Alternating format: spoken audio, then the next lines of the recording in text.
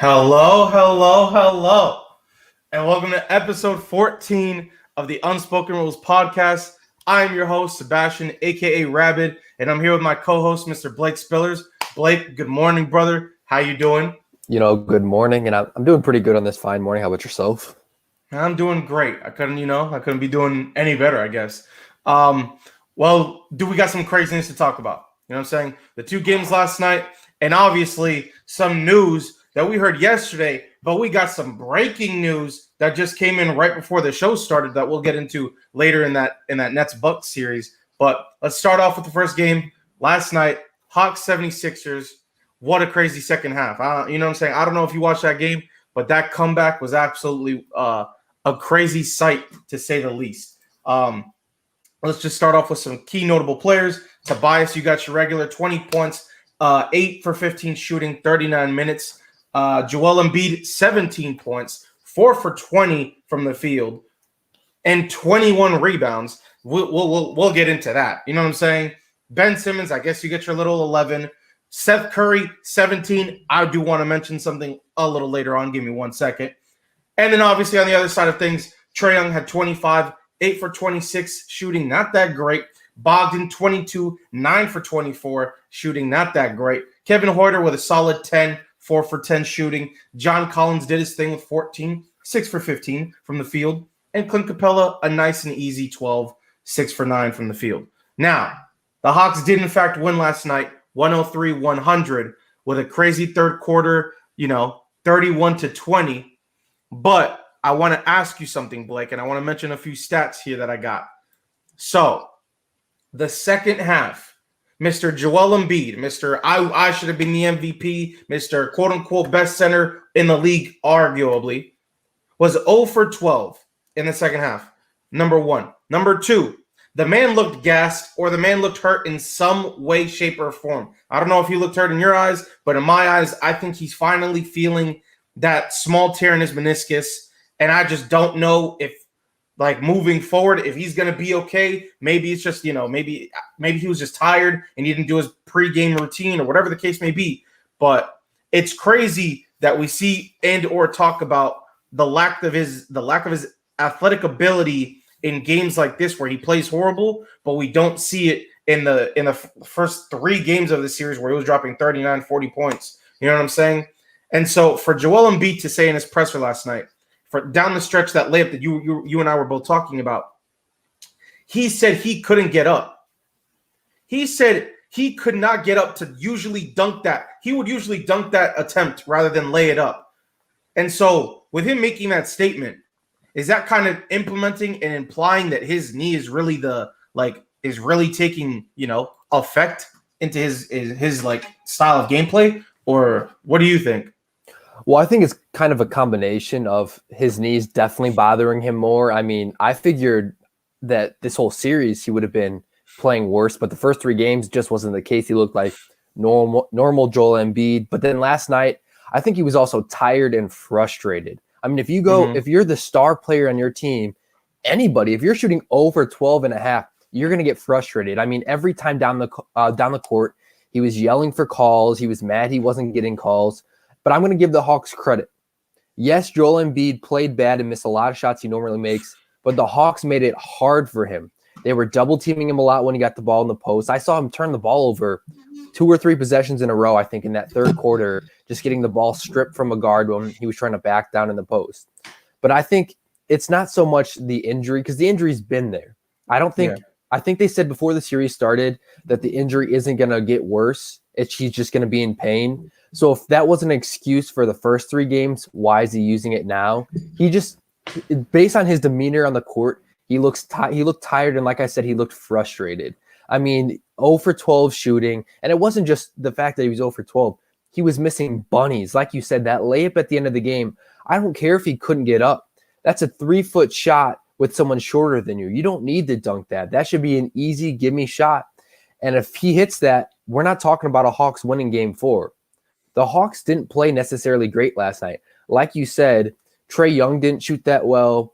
Clint Capella didn't shoot that well. Bogdanovich didn't shoot that well. They did just enough in that second half to win the game. But Joel Embiid needs to step up. If you're the best player on the court, You can't have over 12 halves. It just can't happen. If you're going to be that superstar player, the best center in the league, and you're going up against a team that doesn't have that great of centers or backcourt or front court, you need to dominate like you did in the first 3 games. You can't have games like this if you're expected to be contenders in the East or in the West, for say. No, absolutely.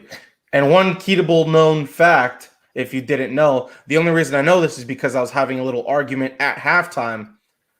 One of my friends said, oh, Seth Curry has more points than Trae Young. Mind you, at halftime, he had 17. Seth Curry finished with 17.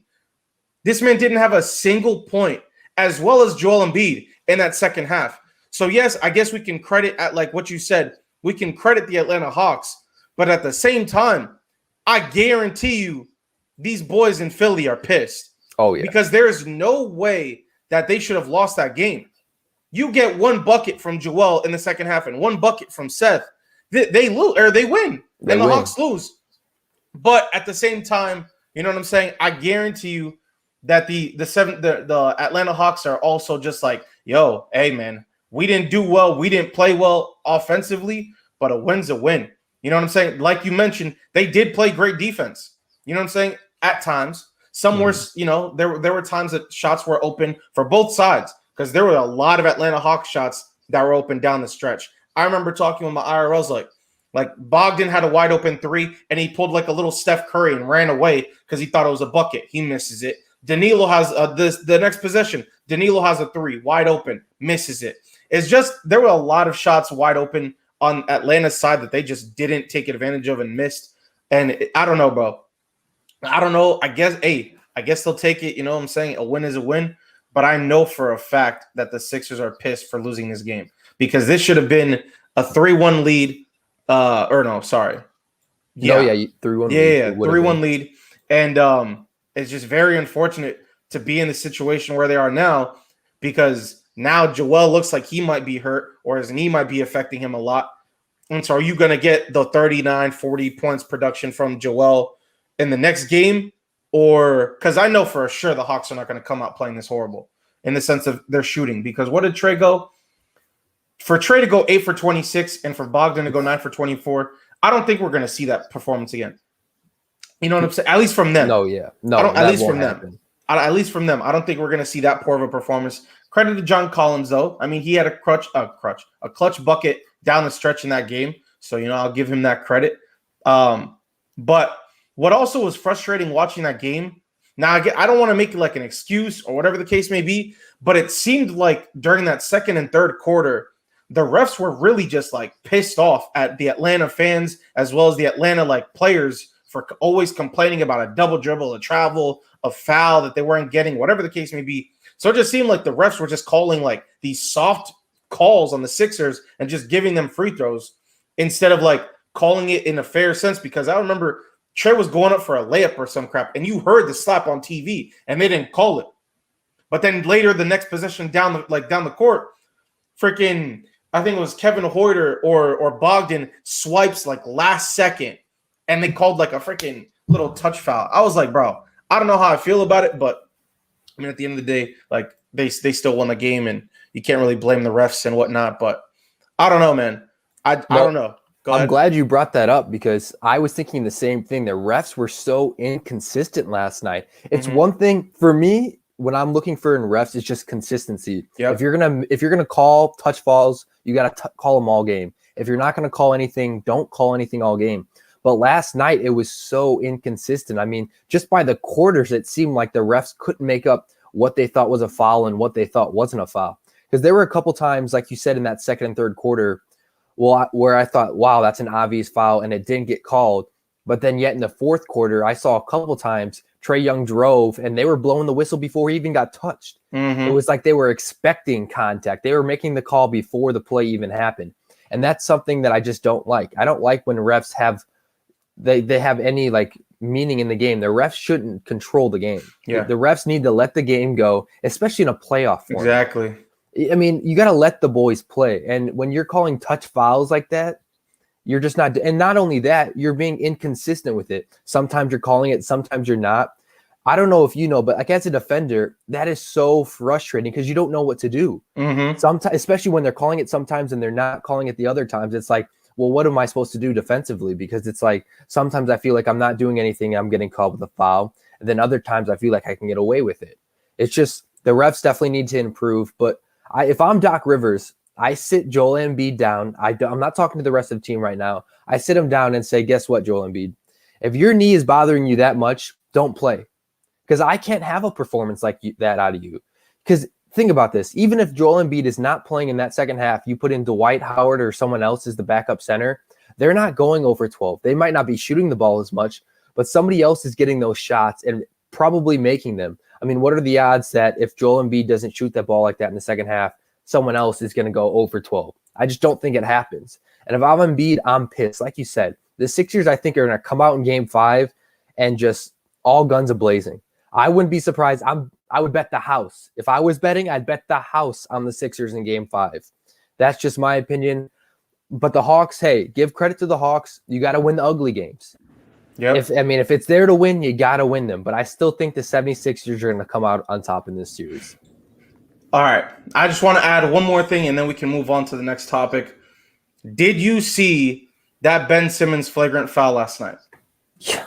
Oh, my. I think that was worse than the Jokic one. Listen, I was just going to say that. It's crazy to me, and it brings up the whole inconsistency. Mm-hmm. It's crazy to me how Ben Simmons gets a flagrant 1 after that hard foul on John Collins, but we made it a big ordeal on Nikola Jokic, like I said yesterday, for literally swiping and love tapping Cameron Payne's nose.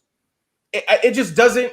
It doesn't make sense how that game or how Nikola Jokic gets a flagrant 2, and then Ben Simmons, which is a harder foul, gets a flagrant 1. The consistency, it literally, like you said, needs to happen, bro. Like it just doesn't make sense.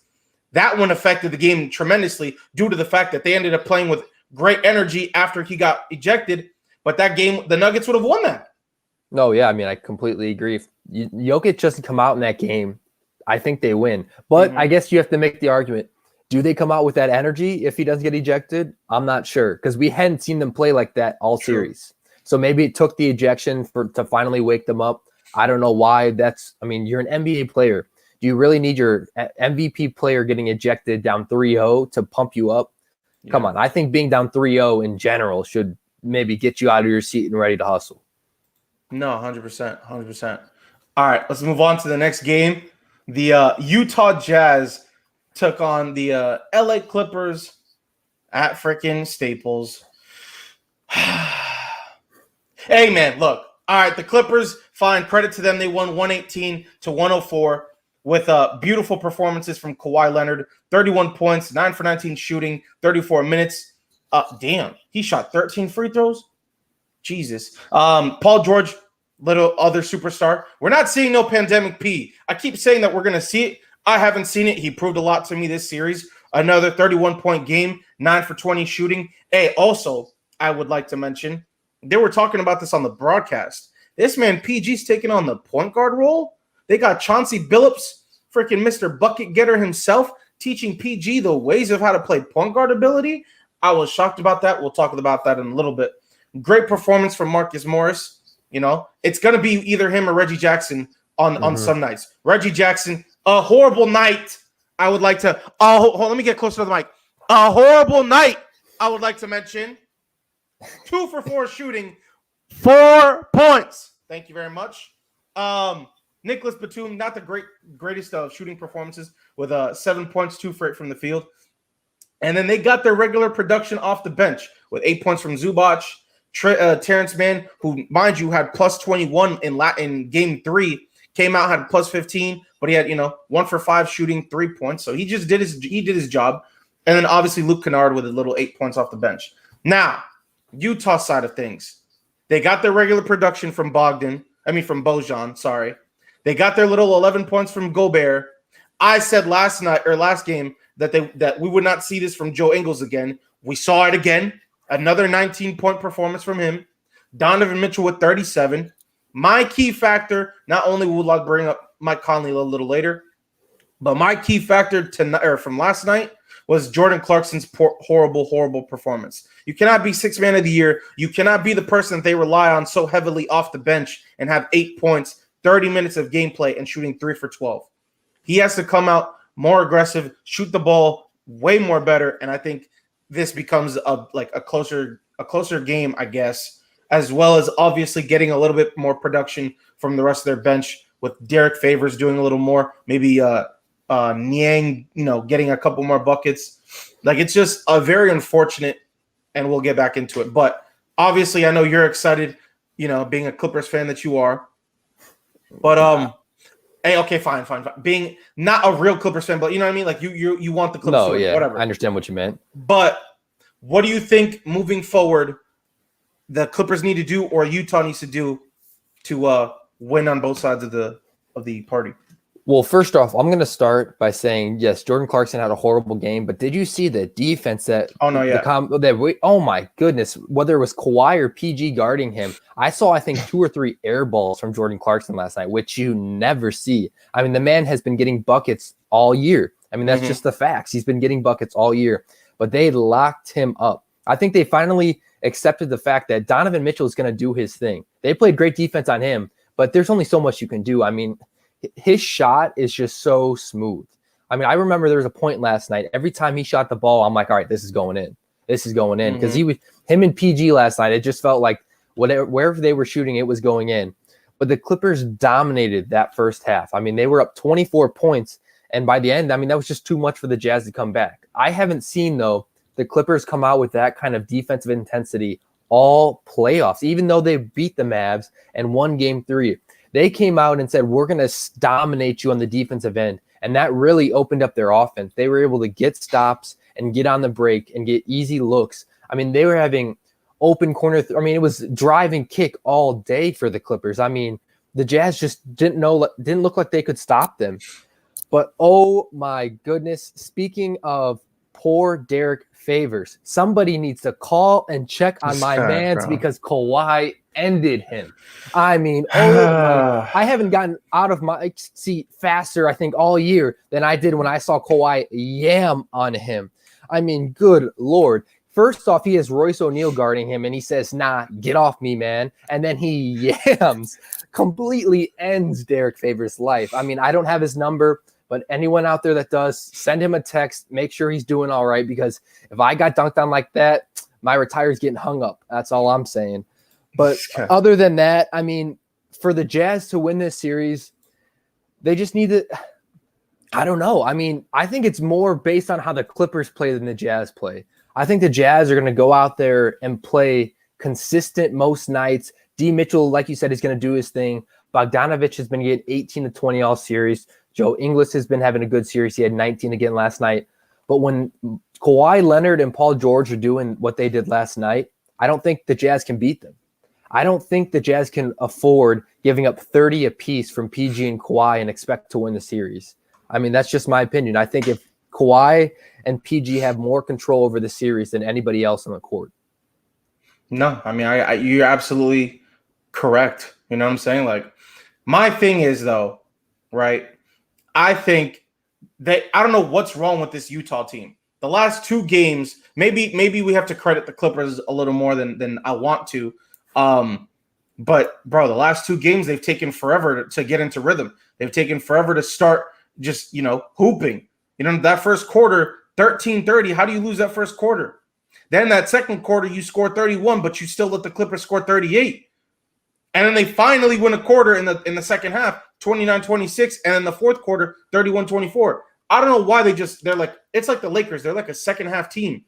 But with you having a really slow start, like they have been, sure, I guess we'll have to credit the Clippers.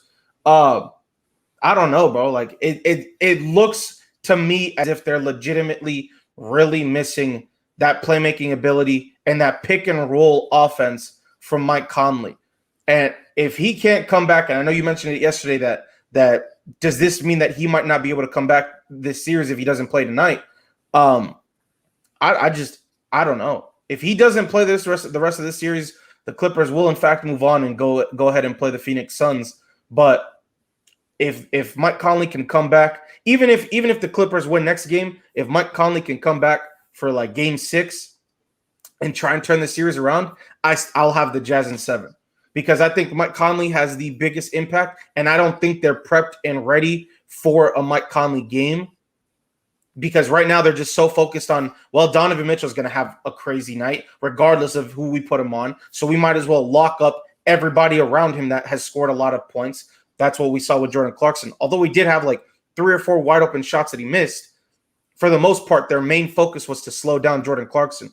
Slowing down Jordan Clarkson was key to them to win, obviously, number 1. Number 2, if they can slow down Bojan, which obviously they really didn't because he's averaging 18 right now. If there's a way to like slow one of those people down, they figure it out, they're going to keep winning these ball games. So I feel like with Mike Conley coming back, it's going to be huge if he ever does. Hopefully he does. It would be nice. But if not, then the Clippers win. They have their defense set up. Their schemes are set up and ready to go to beat this team. You know what I'm saying? So it's unfortunate for the Utah Jazz to be missing Mike Conley, but at the end of the day, it's the NBA. You know, everybody gets injured. It's a damn sport. It's got to be next man up mentality, and unfortunately, 100%. we're not seeing that right now. So no, yeah, I mean, I agree. I mean, if Mike Conley comes back, it's a different Jazz team. I mean, in that first half, the biggest thing I saw for why the Jazz were struggling, they weren't moving the ball. Yeah. A lot of no passes, garbage shot. And with Mike Conley on the floor, that just doesn't happen. He is the facilitator to that team. That's why they brought him on. Was it last year? I think it was his first year, or was it 2 years ago? I think last year. Yeah, either way, I mean, they brought him on the team because they needed a point guard. They needed that guy that can control that offense because Donovan Mitchell is a perfect 2. He doesn't need the ball in his hands to score. He can score from passing, getting. That's what Mike Conley's there for, to pass the ball, facilitate the ball. And I think that's really what I mean. The second half, we saw the Jazz do a better job of moving the ball, which is why they won the third quarter and which is why they won the fourth quarter, which you can also make the argument the Clippers might have taken their foot off the gas a little bit. You're up 24 at half. I mean, that's a pretty big lead. But anyways, I mean, the Jazz can't expect to win by forcing bad shots up. That's what the Clippers want you to do. The Clippers don't want you to pass the ball and expose the defense. They want you to maybe 1 or 2 passes and force up a quick shot. And that's what I saw. I know you love Jordan Clarkson, but he was forcing a lot of bad shots last night. And I mean, that controls the game. When he started getting open shots, it was too late. He was already so cold. His shot was already off. I mean, he wasn't going to be hitting those open shots because he was forcing in the first half. They weren't getting easy buckets. And yes, we have to credit the Clippers defense for making it tough on them. But the Jazz didn't look like they wanted to move the ball. They were looking for they're like, Donovan Mitchell, please save us. Like that's what I saw last night. I was a little hero ball from him and Jordan Clarkson. And you just can't do that if you expect to win playoff games, especially against a stout team like the Clippers. It's crazy you said it because I was just about to wait until you finish and say it. Hero ball. That's literally all I saw that first, not even the first quarter, but that first half was just straight hero ball. No organization, no running plays. It was just straight trying to ISO, trying to find a one-on-one matchup to try and, maybe break down and go. And it just didn't seem right to me. Like that's where Mike Conley comes into effect. That's where he's best at slowing down the offense, getting their offense set up, running their plays, being organized, running basketball, you know what I'm saying, to win games. And unfortunately, without him, I just don't see them winning the rest of the series. No, yeah, I mean, I agree. The Clippers, after these last 2 games, they look like the better team for sure. They look like the more all-around team. They don't look like they're going to make those same mistakes that they did last year in the playoffs, blowing that 3-1 lead. I mean, once the Clippers got down 0-2, again, especially against this team, I thought it was over, especially after seeing what they did last year, blowing a 3-1 lead. But this just looks like a completely different Clippers team. They look like they're ready to take on that challenge. Getting down in a series doesn't affect them, obviously. They were down 0-2 in both first round and now the second round, and they came back and have tied the series up. And I'm not going to count out the Jazz because the Jazz are a good team. They're the 1 seed for a reason, Mike Conley or not. But, I mean, even if Mike Conley, like you said, if Mike Conley doesn't come back, I just don't think the Jazz are going to win. Yeah, I just don't think they're going to be able to win. I agree. All right. Now, before we get into the last game and the game tonight, a little break, if you guys haven't followed the channel, whether this is YouTube, if you guys are listening on audio, Spotify, Apple, whatever the case may be, we appreciate it. If you guys drop a follow, maybe give us a little rating on Apple, or like DM us or comment on one of our posts on Instagram or Twitter, and just let us know any feedback that you guys have for us to improve. Obviously, we would love that.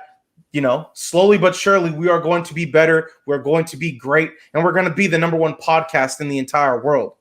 But it's just a process. You know what I'm saying? We're 14 episodes in. We love all the support that we've been getting. We're slowly growing, which is beautiful.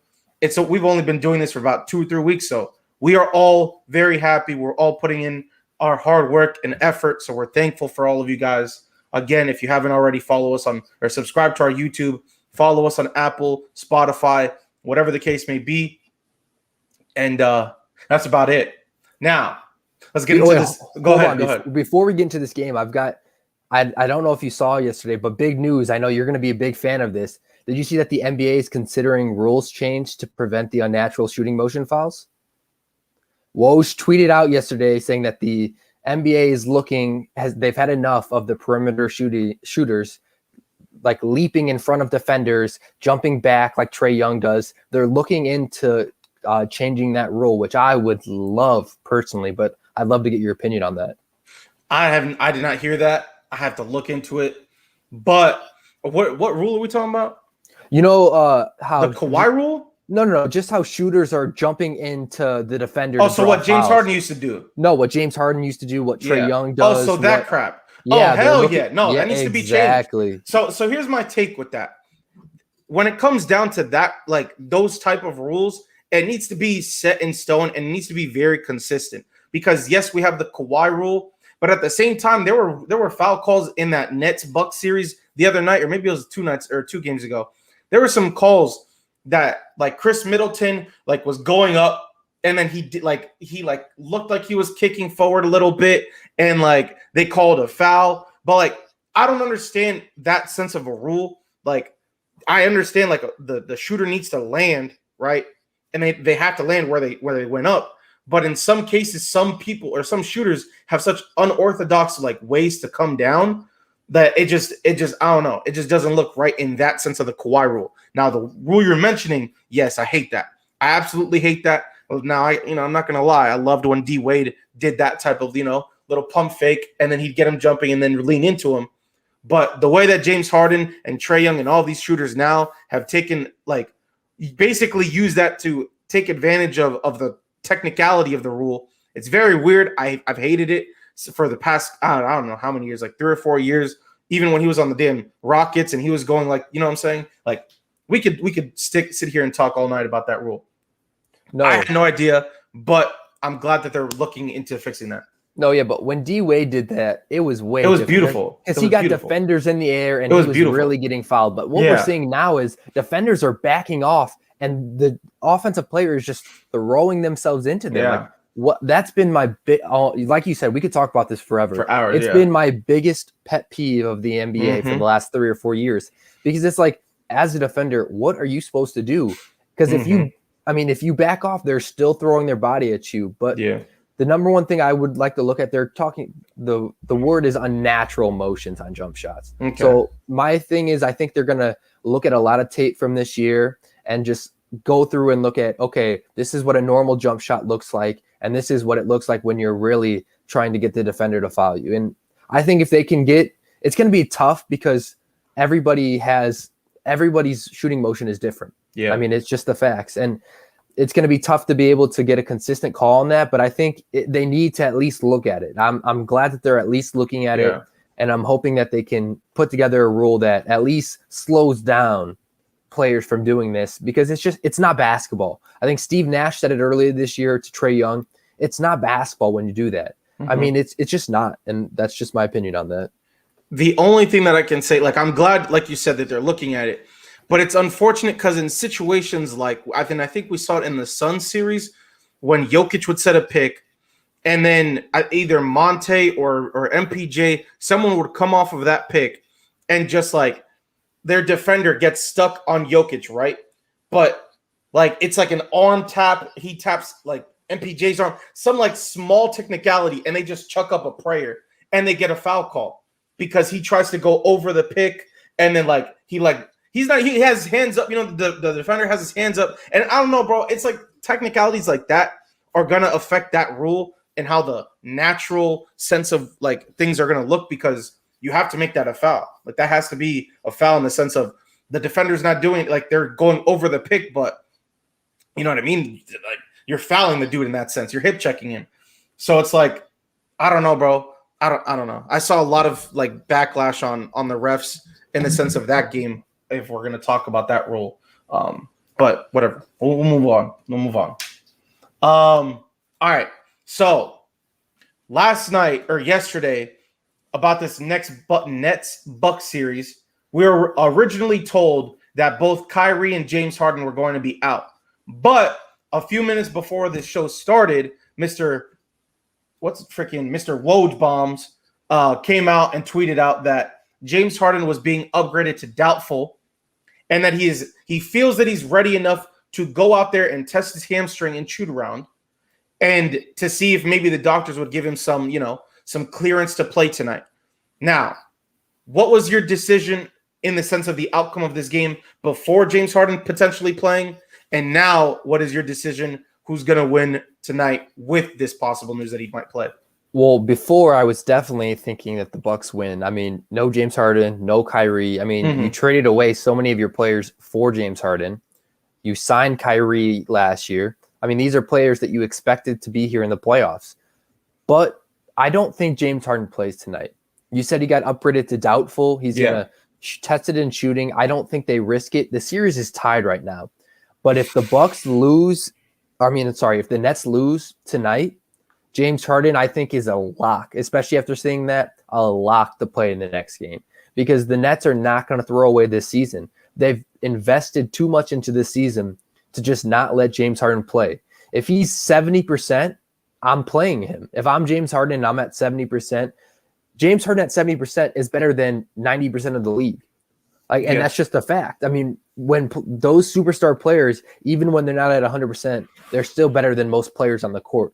So I think James Harden probably doesn't play tonight. I mean, if he's getting upgraded to doubtful, that's just to freak the Bucks out, I think, a little bit, because then now the Bucks, they have to watch film. They need to look. They need to. I don't know. I'm going blank.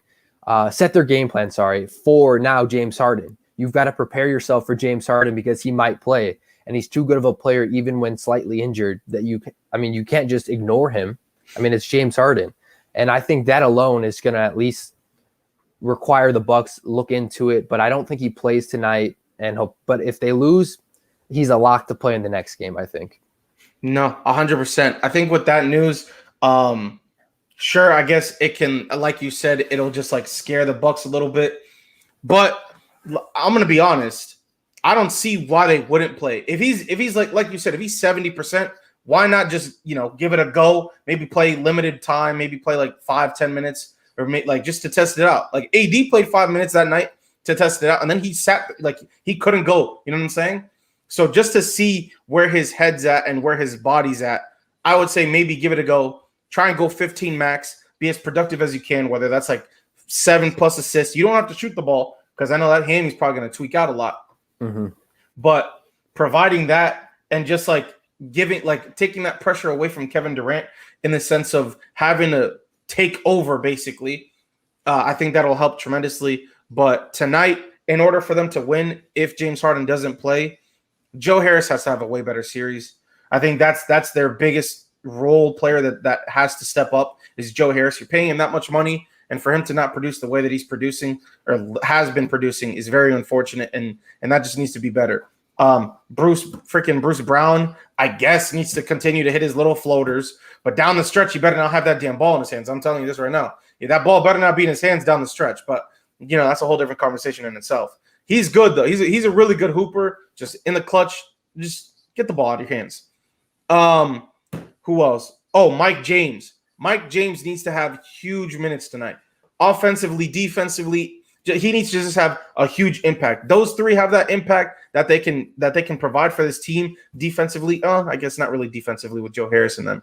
offensively to score the points so KD doesn't have to drop goddamn 50, I think we can potentially see a Nets win only if offensively they get production from their supporting cast. If KD is solo dolo pulling a damn Jason Tatum 50 points, you know what I'm saying? Maybe we'll see a win. Like that's a small chance, but I think the Bucks might win tonight if James Harden can't go and Joe Harris plays the same way he has been.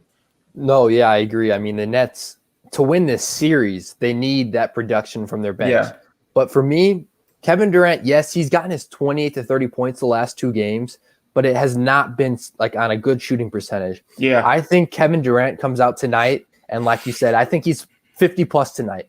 I think if the Nets want to win tonight, they don't. Yes, your role players are important for the series, but for tonight, Kevin Durant needs to come out and show the Bucks he's the best player on the court. He's tired of hearing that talk about Giannis, Chris Middleton. He don't need any of that. If he comes out here and does his thing, balls like Kevin Durant can ball, the Bucks are going to get scared because when Kevin Durant is on, there's no stopping him. You can throw a couch at him, you can throw a car at him. Buddy is going to get his buckets. He's a 7-foot pure shooter. He can shoot over everybody. He can drive by you and yam on you. We need to see vintage KD tonight, and I think we're going to. I think we're going to see it's going to be a close game, and it's going to come down to those final buckets. And if I'm the Nets and I have Kevin Durant, I'm not worried about those last 2 minutes.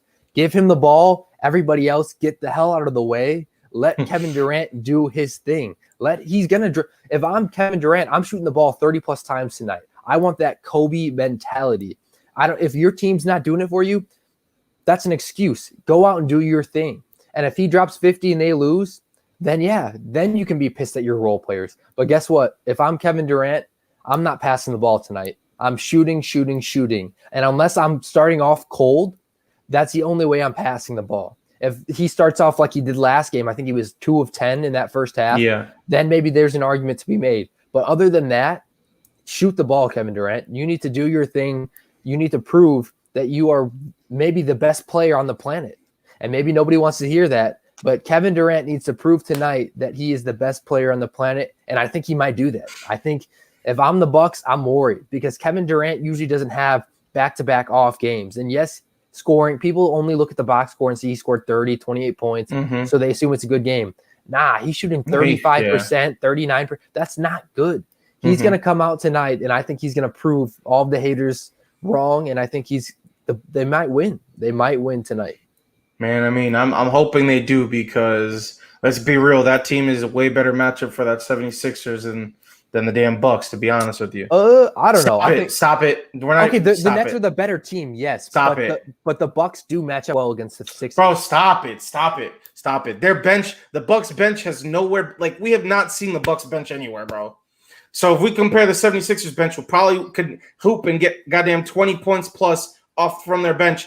And the Bucks get 0 points from their bench. I mean, brother, what are you gonna? Giannis gonna hit freaking 40 points a game? Freaking Chris Middleton's gonna have 40 points a game? No, we're gonna see their player performances. Freaking booty cheeks, bro. I don't know what to tell you, Chief. Listen, at the end of the day, maybe it's just I don't like the Bucks and I don't like the 76ers. So I would like the Nets to get there because I have no ill will, ill intent. There's no hate towards the Brooklyn Nets. So maybe it's that. Maybe it's just the fact that I hate the Bucks because they're freaking ass. And maybe it's because I hate the 76ers because they're freaking sorry. And so I'm going with the Nets because they have 3 superstars and I think they can potentially win. Now, like I said, if the Nets win this series and go to the NBA, and then go to the Eastern Conference Finals, they're going to beat whoever the hell they play because I don't care. Then they're going to play in the freaking NBA Finals. Now it comes down to injuries. Is Kyrie going to be there? Is James Harden going to be there? If it comes down to that, I got the Suns in 6 because the Suns are going to beat whoever the hell they face. Wait, hold on. So do you think if the Nets get by this series, big if, and James Harden and Kyrie don't play next series, you still think they can beat the Sixers? Whoa. I didn't say all that now. I said if they get injured during that series. Because they're, they have injuries right now. So if they come back not fully healthy and then they re-injure themselves, my bad, I'll specify. If they re-injure themselves during that 76er series, I still think the damn Nets will advance because at the end of the day, you know what I'm saying? Joel's dealing with the same situation. We're seeing a really slowed down Joel. We're seeing a freaking my knee's hurting, bro. I can't get up there no more. Hold on. What you mean? The man had 0 for 12. The man is now feeling his small little meniscus tear in his knee. He just talked about it. He's like, yeah, bro, I can't get up there like I usually do, man. Making all these excuses. But we weren't having those excuses when he was dropping the 40-point games. Hey, exactly.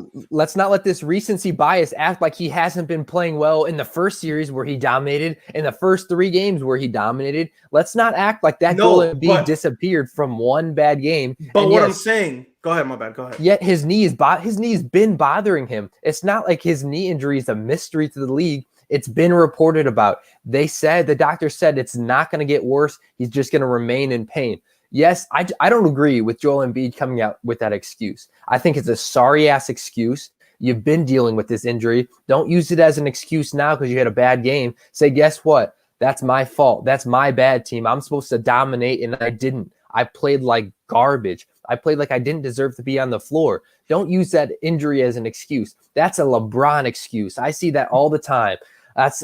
Big time. I hate when a player like was it 2017 when LeBron punched his hand against the wall? Come on now. No, wait. If you want to bring that series up, he didn't mention that injury until he lost the NBA Finals. It came out with a whole cast. Yeah, like it was reported that he punched a locker, but he didn't confirm it because he didn't wear a cast until after they lost that series. And he's like, yeah, bro, I was playing with a broken hand from game 1. And I was just trying to push through, and like, feel bad for me, please. That's what I'm saying, though. I hate that sorriness, right? But here's my thing, though, with that Joel Embiid. It's not that he's using that as an excuse.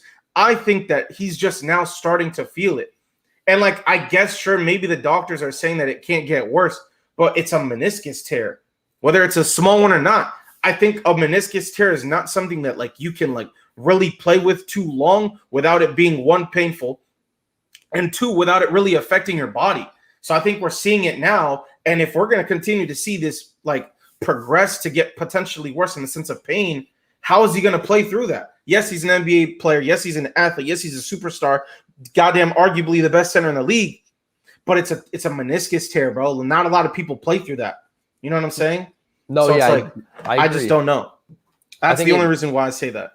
It really comes down to this next game tomorrow when the Sixers play. If Joel Embiid comes out and does his normal thing, then I'm not worried about his knee. But if he comes out and struggles a lot again, then I'll give you all the credit. I mean, then his knee has to be bothering him. There's no other way around it because Embiid's not going to come out and have 2 straight bad games in the playoffs. He's too dominant of a player.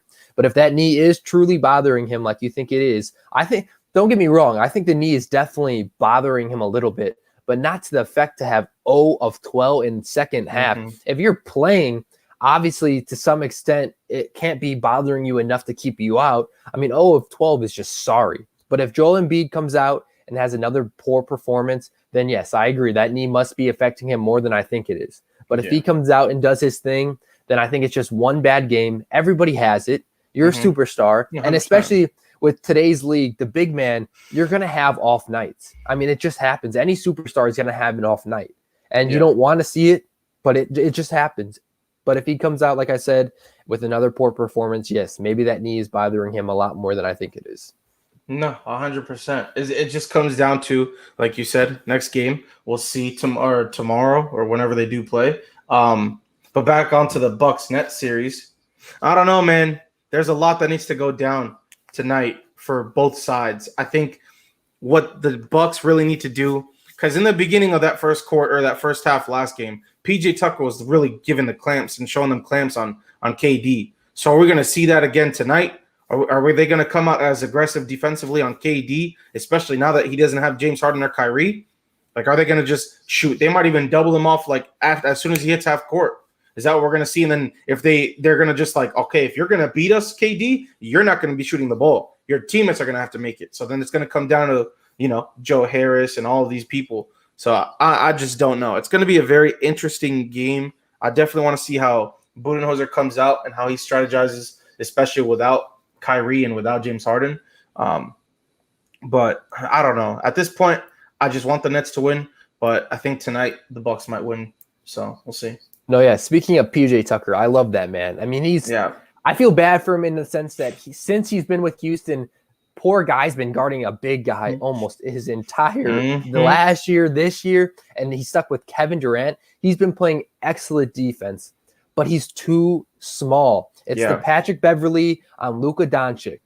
If Kevin Durant is feeling it, PJ Tucker, no matter what he can do, he can be annoying, he can be a pest, but he can't affect Kevin Durant's shot because Kevin Durant can rise up and shoot over him like there's nobody even guarding him because PJ Tucker, even though he's not short, he can't put a hand up on a 7-foot shooter and expect to affect his shot, which is kind of what we saw in those first 2 games.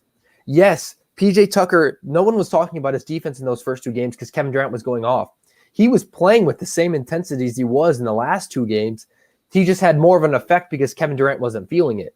In those first 2 games, Kevin Durant was feeling it, so there was no stopping his mid-range jumper. There was no stopping him from the three-point line because PJ Tucker can't get a hand on the ball to affect the shot. So if Kevin Durant comes out here, starts off hot, if I'm the Bucks, there's nothing you can do to Kevin Durant. I said it earlier. You can throw a couch at him. When he's on, he's on. And as long as Kevin Durant is on, I think the Nets win tonight. But even if he's on, they could still lose because there's nobody else on that team that's been consistent to do anything in the playoffs so far. So like you said, we might need a big performance from Mike James. We might need a big performance from Joe Harris and Bruce Brown. But are we going to get it? I'm just not sure. Yeah, I don't know either. Bro, one of the most they're consistent, that team, in the sense of their superstar production. They'll get their buckets from the role players and whatnot in the supporting cast, the little buckets that they produce. But in the sense of like this team, I mentioned it earlier with my friends in a group chat. This team was built around all 3 of their superstars being healthy. At first, it was built around their 2, but then they obviously traded away everybody and their mother to get James Harden. So this team was built around their 3 big superstars being healthy. Their depth is not that strong if one of them go down. Shoot, now they got to deal with 2 of them being down. God bless America and God bless Steve Nash, because this team, in the sense of depth and who they're going to get production from, is very questionable, which is why I agree KD needs to come out off the muscle, play strong, play aggressive, and play assertive, because if not, it's over, at least tonight, and we can just say that the Bucks will win, not the series, but the game tonight. I mean, even let's not forget that Spencer Dinwiddie is still on this team injured. Dinwiddie, even with Kyrie, that's all different. That's what I'm saying. Exactly. Even with Kyrie and James Harden out, I think if Spencer Dinwiddie was playing tonight, I'd have way more confidence in the Nets, because that's a guy that's been there. He's a consistent scorer. He's going to go out and do his thing. And I think if Spencer Dinwiddie was playing in this series, it'd be different too. But yeah, Steve Nash deserves a lot of credit for having to deal with what he's had to deal with. Yes, people have been making the argument, Steve Nash is going to steal a ring. He got handed 3 superstars. Yeah, well, he didn't get handed 3 superstars that are playing. Let's not forget that those 3 have not been on the court with each other very long. Most of the time, it's 2 of them, or even sometimes just 1 of them. And Steve Nash is going to have to – he's a genius. And I think he's going to have to come out, have a great game plan, and hopefully – I mean, like you said, I want to see the Nets win because the Nets are the better team. When the Nets are healthy, they're the better team. And I'm a basketball fan. I want to see good basketball. Yep. And if it's the Bucks, yes, the Bucks play great basketball, but they don't have the superstars like the Nets do. And it's a league of superstars. That's how the NBA gets its views. The superstars dominate the league, and that's why I think that's why I want the Nets to win, like you said. I mean, I want to see the best possible teams advancing in the series. Yep. No, I couldn't agree more. Really quick before we wrap up the show. Speaking of Spencer Dinwiddie, did you know this man is legitimately trying to make a case to Steve Nash to come back for the NBA Finals? No, yeah, I saw that. I think it was like a month ago or so before the playoffs started. There was a report out, and that's when I saw that, I'm like, okay, let's write it off. If Spencer Dinwiddie comes back, that was before James and Kyrie were hurt. Yeah. But when I heard that, I was like, good Lord, you're going to have Spencer Dinwiddie, who would be starting on probably 30 of 32, or he'd be starting on 90% of NBA teams, but he'd be coming off the bench for the Nets. That'd be scary. And I don't even want to think about it, because they would, even if it's the Suns, a fully Nets that's team, like 5 or yeah. Oh yeah, they're in 5. That's like 4 or 5, yeah. Like 100%. it's crazy to me that turnaround though, that's I think the finals start. I don't even know when the hell the finals are supposed to start. Maybe like July 8th or something. Yeah, But the like fact that. of the matter is, he's turning that around in 6 months. He tore his ACL December 27th against Charlotte, and he's turning it around in like 6 to 7 months to play. Like, bro, It's unbelievable. It's not heard of, bro. buddy. I mean, I don't know what he's doing. Well, hold on. First of all, unheard of. Okay, hold on. We got that college baseball player. Sure, it's a completely different sport, but we got that college baseball player, tore his ACL 4 days later, comes and plays and hits 3 dingers. You know what I'm saying? For their team to win. And then he continues played this entire college World Series. So that's a whole different sport. So No, yeah. I mean, not to like knock on baseball. Baseball, in my opinion, is the hardest sport there is out there. But it's a lot different. Yeah, it's a lot different. ACL in baseball because even though a lot of power comes from your lower body, it's not all from there. And like depending on which knee was torn, I mean, I mean, in basketball, you're constantly moving. Yeah, no, 100%. But I mean, I hear what you're saying. That guy's a beast for coming back off a torn ACL in 4 days and hitting dingers. I mean, yeah, I give the man credit for that. Absolutely. But I mean, that's pretty much it. I don't got anything else. Do you got anything else you want to mention, talk about, whatever the case may be? I think we knocked it out. All right. Well, thank you guys again for watching. If you're watching on YouTube, I appreciate you guys. If you're watching the past broadcasts of this on YouTube, subscribe to the channel, drop a like. If you guys are watching this on Apple, Spotify, feel free to follow, subscribe over there on that platforms. Drop a review. We would appreciate that as well. Social medias, you can follow all of our social medias, Unspoken Rules Pod. And then I think it's only on Twitter where it's Unspoken Rule Pod. But yeah, that's our social media as a podcast. Blake, where can they find you? You can find me at Blake Spillers everywhere, Twitter, on Instagram. And then you guys can obviously find me at RabbitFL everywhere, all social media platforms. But thank you guys again for watching. We appreciate it. Feel free to, again, DM us if you want to give us some feedback, comment on anything, and just let us know what we need to improve on. We definitely do appreciate it. We love all the support. And other than that, it's been your boys here at Unspoken Rules Pod, and we're out. Peace. Peace.